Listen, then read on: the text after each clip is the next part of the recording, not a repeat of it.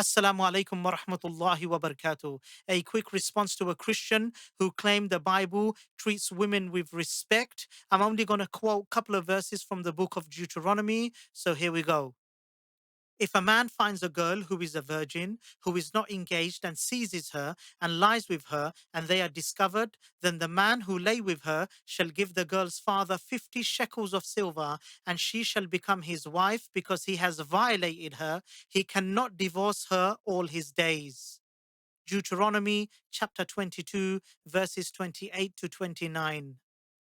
Before we break it down, let's make it clear that this is a direct commandment from Yahweh.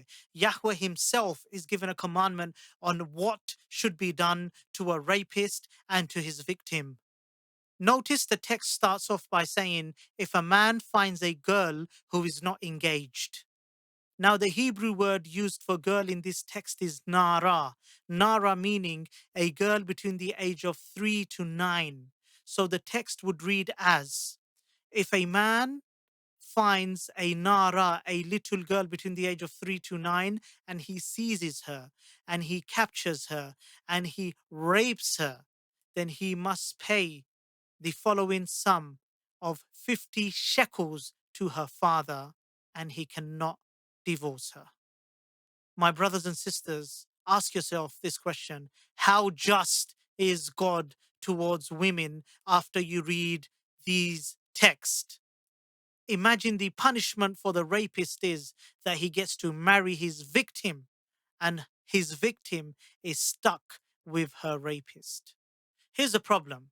Now, what if a 70-year-old man finds a little girl attractive?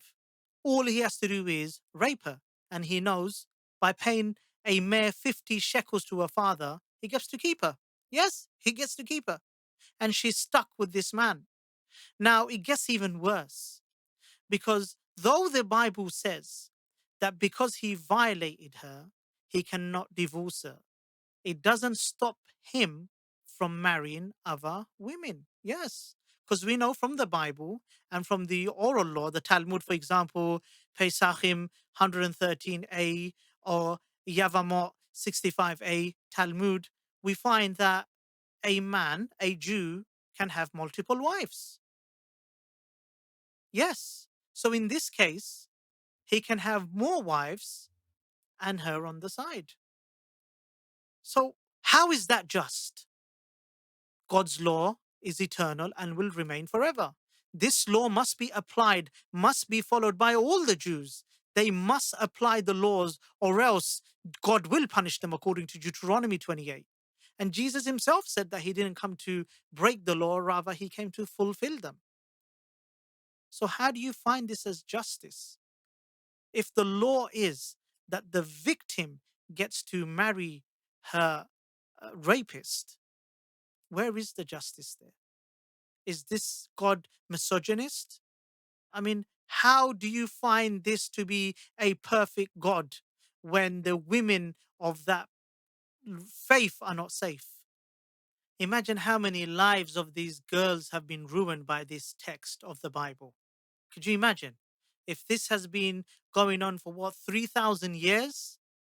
For all these years, this law, this ruling has been applied, and how many girls' lives have been ruined. And it's mere 2 verses. That's it. It's just 2 verses. Deuteronomy chapter 22, verses 28 to 29.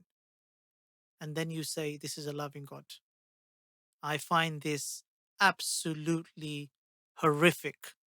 So, just to make matters worse, Christians, when they bring the Bible of Jesus or the gospel of Jesus to us, and they say that he came with love and grace, they forget that his God, the God, sanctioned a ruling that not even Jesus himself was able to overrule, as he himself supposed to have confirmed that he didn't come to break the law, rather he came to fulfill them.